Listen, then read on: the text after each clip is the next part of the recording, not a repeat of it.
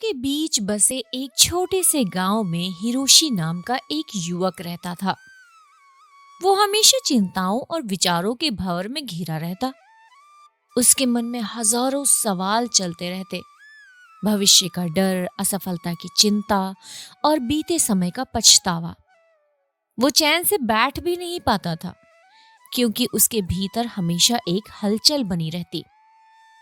Hiroshi के जीवन में शांति का कोई स्थान नहीं था। वो रोज नए तरीकों से अपने मन को काबू में करने की कोशिश करता, लेकिन हर बार असफलता ही हाथ लगती। उसने किताबें पढ़ी, लोगों से सलाह ली, लेकिन कुछ भी उसे भीतर से शांत नहीं कर पाया। एक दिन उसे पता चला कि पास के पर्वत के शिखर पर एक प्राचीन मंदिर है, जहां एक वृद्ध सन्यासी रहते हैं। कहा जाता था कि वो व्यक्ति अपने ज्ञान और अनुभव से लोगों को मानसिक शांति पाने में मदद करते थे। हिरोशी ने तय किया कि वो भी उस संत से मार्गदर्शन लेगा। पर्वत की चढ़ाई आसान नहीं थी। रास्ते में कांटे, चट्टानें और सकरी पगडंडियां थीं। कई बार हिरोशी को लगा कि वो पीछे लौट जाए, लेकिन उसके भीतर की बेचैनी ने उसे आगे बढ़ने के लिए मजबूर किया। 3 दिनों की कठिन यात्रा के बाद वो मंदिर के द्वार पर पहुंचा। वहां एक शांत और गंभीर चेहरे वाले वृद्ध सन्यासी उसे देखकर मुस्कुराए। क्या तुमने इस यात्रा में कुछ सीखा? सन्यासी ने पूछा। हिरोशी ने थकान भरी आवाज में कहा, मैंने सीखा कि हर बाधा से लड़ना पड़ता है, लेकिन मेरा असली प्रश्न कुछ और है। मेरा मन हमेशा परेशान रहता है, मैं इसे खाली करना चाहता हूं। कृपया मुझे कोई उपाय बताइए। सन्यासी मुस्कुराए और हिरोशी को एक मिट्टी का प्याला दिया, जिसे पानी से भरने के लिए कहा। हिरोशी ने पानी डालना शुरू किया, लेकिन जैसे ही वो प्याला भर गया, पानी बाहर गिरने लगा। सन्यासी बोले, यदि तुम इस प्याले में और पानी डालते रहोगे तो क्या होगा? हिरोशी ने उत्तर दिया, ये छलक जाएगा और पानी व्यर्थ चला जाएगा। सन्यासी ने गंभीर स्वर में उत्तर दिया, यही तुम्हारे मन की स्थिति है। जब तक ये व्यर्थ विचारों और चिंताओं से भरा रहेगा, तब तक नया ज्ञान या शांति इसमें स्थान नहीं पा सकती। इसे खाली करने के लिए पहले अनावश्यक विचारों को त्यागना पड़ेगा। हिरोशी समझ चुका था कि उसका मन हर छोटी बड़ी बातों से इतना भरा हुआ था कि उसमें शांति के लिए जगह ही नहीं बची थी। अगले कुछ दिनों तक हिरोशी ने मंदिर में ही रहकर ध्यान और आत्मनिरीक्षण की प्रक्रिया सीखी। एक दिन उसने सन्यासी से पूछा, लेकिन मेरे विचार और चिंताओं का मूल कारण क्या है? मैं क्यों हमेशा बेचैन रहता हूं? सन्यासी बोले, तुम्हारी ये बेचैनी तुम्हारी गुलाम सोच के कारण है। हिरोशी चौंक गया। गुलाम सोच? सन्यासी ने उसे आचार्य चाणक्य की एक प्रसिद्ध सीख सुनाई। जो व्यक्ति अपनी भावनाओं, इच्छाओं और डर का गुलाम बन जाता है, वो अपने मन का राजा नहीं रह पाता।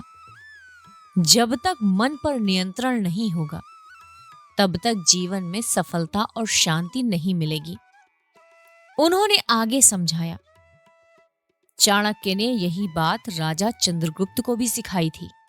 यदि राजा अपनी भावनाओं और मोह के कारण सही निर्णय नहीं लेता, तो वो ना स्वयं शांति पा सकता है और ना ही अपने राज्य का भला कर सकता है। इस प्रकार जब तक तुम अपने विचारों के गुलाम बने रहोगे, तब तक तुम्हें शांति नहीं मिलेगी। हिरोशी ने अब गहराई से इस बात को समझ लिया। कुछ हफ्तों बाद सन्यासी ने हिरोशी की परीक्षा लेने का निर्णय किया। उन्होंने उसे एक जलती हुई मशाल दी और कहा, इस मशाल को लेकर पूरे गांव में घूमो और वापस आओ, लेकिन ध्यान रहे कि मशाल की लौ बुझनी नहीं चाहिए। हिरोशी मशाल लेके निकला। रास्ते में बहुत सी आवाजें आईं। कुछ लोगों ने उसका ध्यान भटकाने की कोशिश की, कुछ ने उसका मजाक उड़ाया तो कुछ ने उसके बारे में गलत बातें कही। लेकिन हिरोशी ने किसी भी बात को ध्यान नहीं दिया। वो केवल मशाल को बचाने में लगा रहा। जब वो लौटा तो उसकी मशाल जल रही थी। सन्यासी ने पूछा, क्या तुमने रास्ते में होने वाली बातों पर ध्यान दिया? हिरोशी ने सिर हिलाते हुए कहा, नहीं, मेरा पूरा ध्यान सिर्फ मशाल को जलाए रखने पर था। सन्यासी हंस पड़े और बोले, बस यही जीवन की सबसे बड़ी सीख है।